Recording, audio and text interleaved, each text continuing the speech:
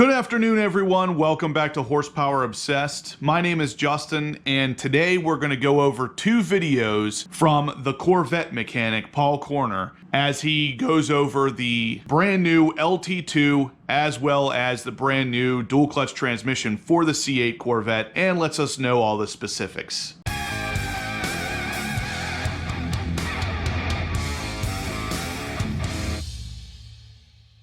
Alright guys, so the GM world-class certified technician Paul Corner, otherwise known as the Corvette mechanic, has spent some of his downtime to actually go over some of the aspects of the C8 Corvette. In the video coming up here in a second, it is specifically the brand new LT2 engine, and he goes over just everything on the surface to let us know exactly what's happening. He pulls up one of the official Chevy media images of the brand new LT2 and just goes through various elements of the engine and explains its design and functions in a very Corvette mechanic way. A lot of his videos are actually posted on Facebook, and in the comments of the video for the engine, which I'll be posting here in a second, one of the comments asked him if the placement of the engine will affect long-term servicing of the car, and he replied he thinks serviceability will be more difficult due to package constraints. However, seeing it in the car frame will tell him a lot more.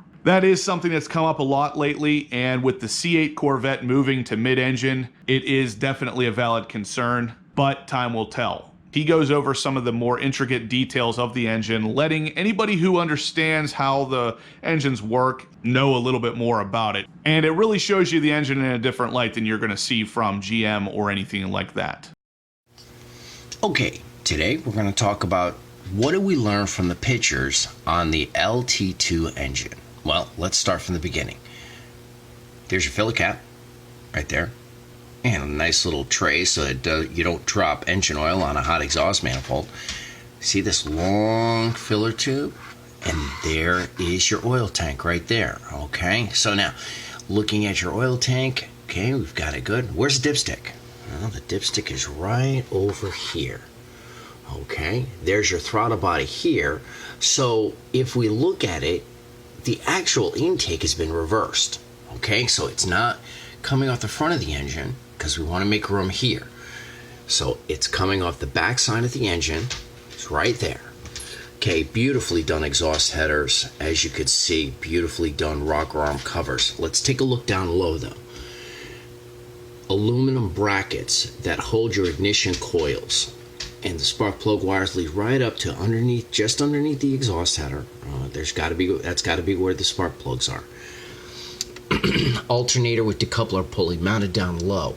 Serpentine belt tension that was very, very similar to LT1, LT4. Thermostat housing, heater core outlet and inlet, water pump right here. Okay, now this is your top side thermostat of the water pump housing. You can see right here, there's your little bleeder hose nipple right there. This will probably go out to the other side of the radiator. Let's take a look here, look deeper. There is your camshaft actuator solenoid right there. Now I don't see two, so I don't understand what they were talking about with dual equal valve timing. That's going to be something that's going to require some study. I think I really need to dig in on that, because if you look at the positioning, it's extremely similar to LT1, LT4. Right in center, and it looks like it's right center line to the crankshaft. Now obviously trying to take different angles doesn't really help you much, but continuing, air conditioning compressor down here, obviously with a stretchy belt connected to the crankshaft right there. Heavy aluminum bracket to support that tank. I tell you, definitely looks like a beautiful piece of work.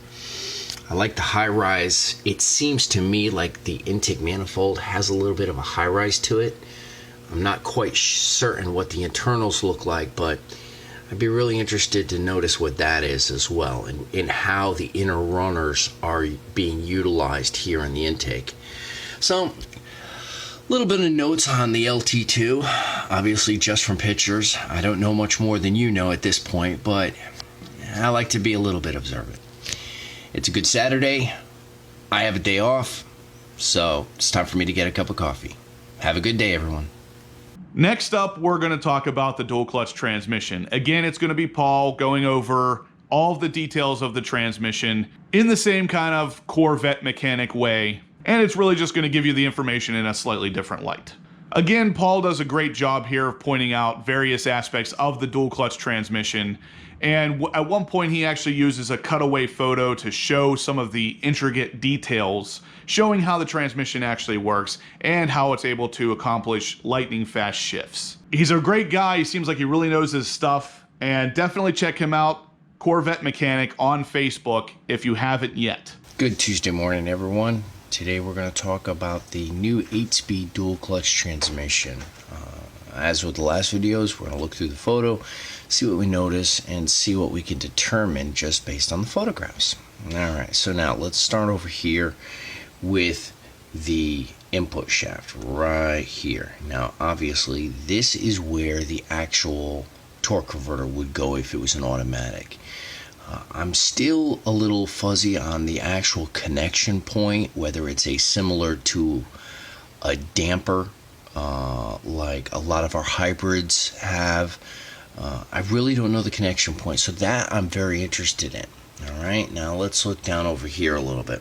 This right here I believe is probably a fluid pump of some type. The reason why I feel that way is because we have this tube that goes right up here into a oil cooler, and it's a heat exchanger essentially. And if we look at this, it looks very similar to some of the heat exchangers we have on engines. Obviously LT1, LT4, previous LS9, we've had those, and they all look the same. Stacked heat exchanger with some type of coolant in and out of the actual exchanger. And now look more toward the back, we can definitely see that this is an output shaft. Now this 6-bolt mounting flange is very similar to what we use on transfer cases for rear propeller shafts. I think they're definitely using some type of 6-bolt axle shaft or half shaft, as it were, to the rear wheels. And it makes sense that the differential is right there, obviously for positioning. Now you can see an access cover here, and right back here I believe this is our mounting point where it goes to a subframe of some type with a possibly a rubber mount, something along those lines. Now one thing I did notice is the length. If you look at the actual length of the transmission, it's pretty long. But here's something to think about here. Let's take a look at the Tremec T9070. Now this is another dual clutch transmission. The reason why I'm bringing this up is I wanted to show you some of the insides.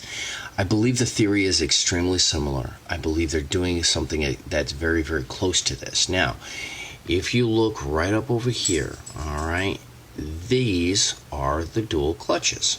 Right there. You have one clutch, which is right here. Then you have a second clutch, which is right here. Now, right in this area here, that looks to be a fluid control solenoid of some type. But what I wanted to show you is that if you look, input shaft, very large, 2 clutches. Okay, so the input shaft drives both clutches. Back here, everything looks like a normal manual transmission. Very simple to operate. One synchronizer hub right here, and it will go either this way to engage one gear or this way to engage another gear. Now look, this is how dual clutches work. Think of it as 2 transmissions with 4 gears per shaft. Now this one is an actual 7-speed, but the principle still remains the same. And I think what we're going to find is that the way the programming is for this unit, they were talking at the reveal about shift timing. So if you have one clutch here, let's say this clutch is for first gear, right? If you have one clutch that's full on and you're accelerating, if you start to bring the second clutch on as this is releasing, that creates faster shift times. So this one goes off as this one comes on to your next gear. See, that's the principle behind dual clutch, and that's the reason why it works so well. Fluid timing, fluid control.